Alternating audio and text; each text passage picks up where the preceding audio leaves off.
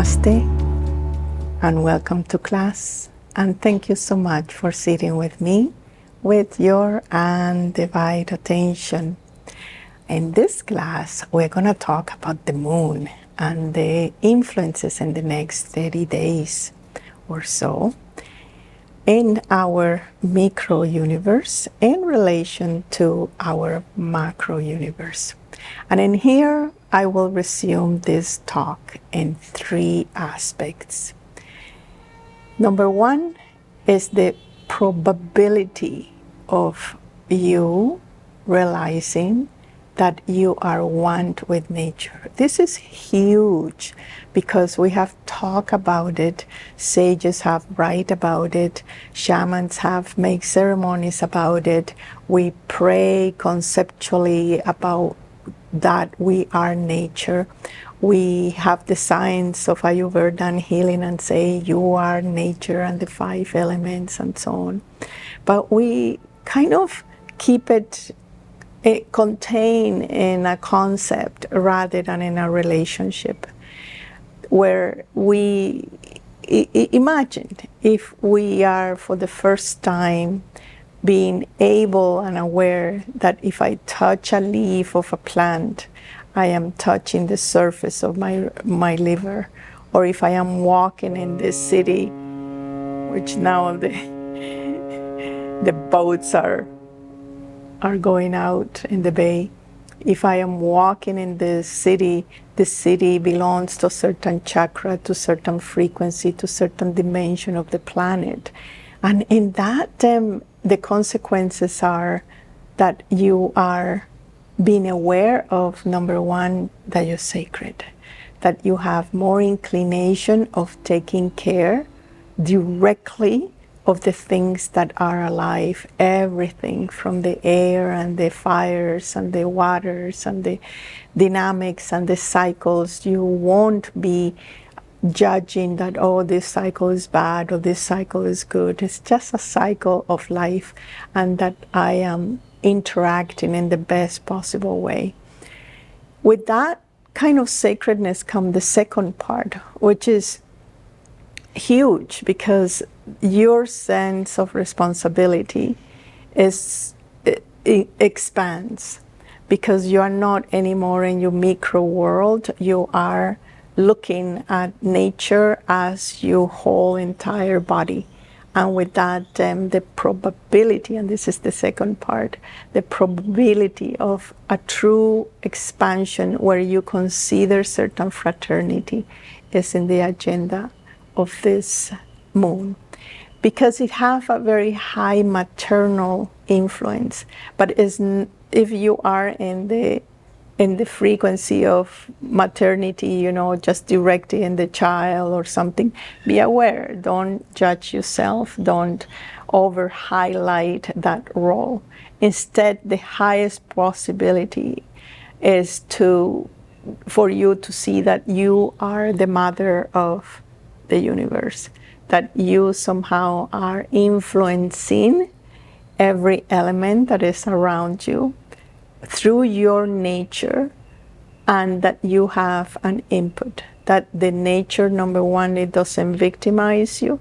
Nature is not separate from you, and nature is not against you. That's something that we always get a little bit of fear because of that separation.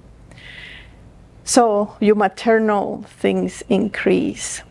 The second part is of the influence of this moon. It's about your probability of bringing that tender care, tender realization in a state of pure crystal awareness.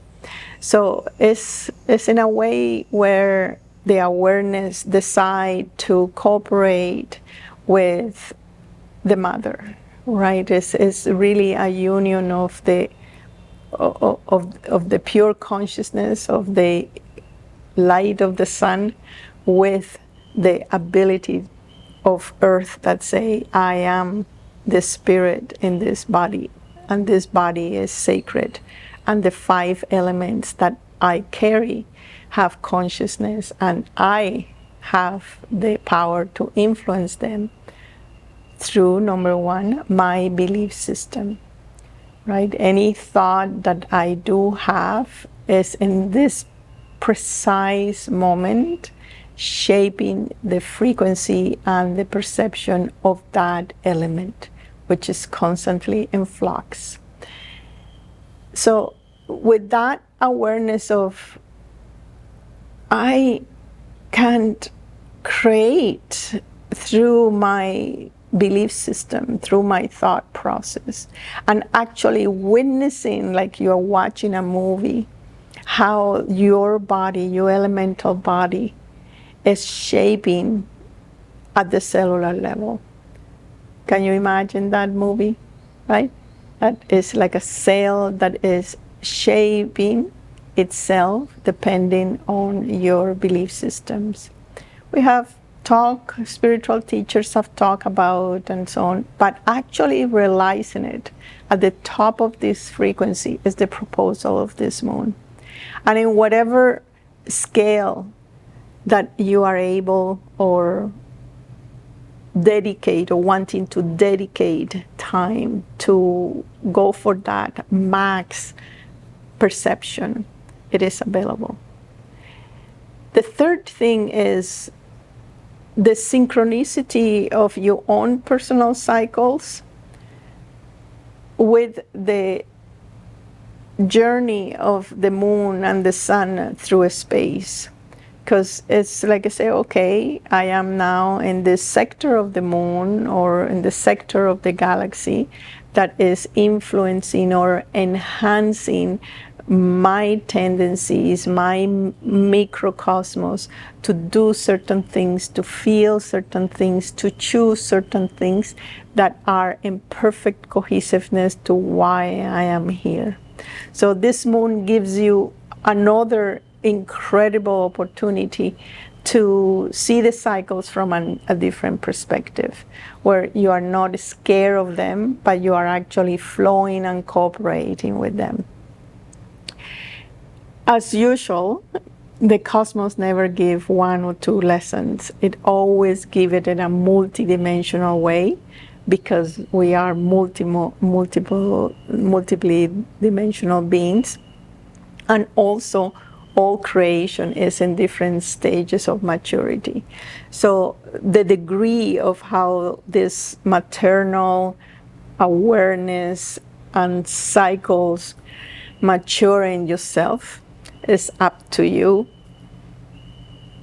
in two ways. One is to send the signals to the moon that you're ready, that you are ready by being calm. It's so super important that you realize that your nerves cannot decode the information if you are not relaxing your ego.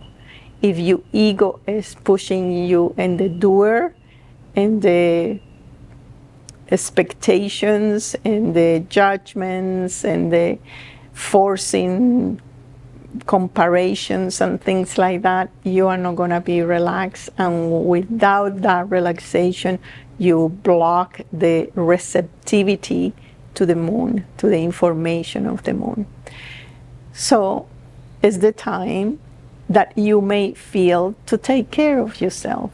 But it's not a care because you have a problem, right? You say, oh no, I need to I feel this, then I need to go to the doctor, or, we need to relax about that. It's about a call to take care of you, because the moon wants you to touch your infinity.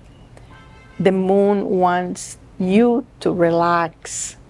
The moon wants you to read knowledge, to be enhancing your stimulation of expansion, and to enhance the suppleness of your 5 elements.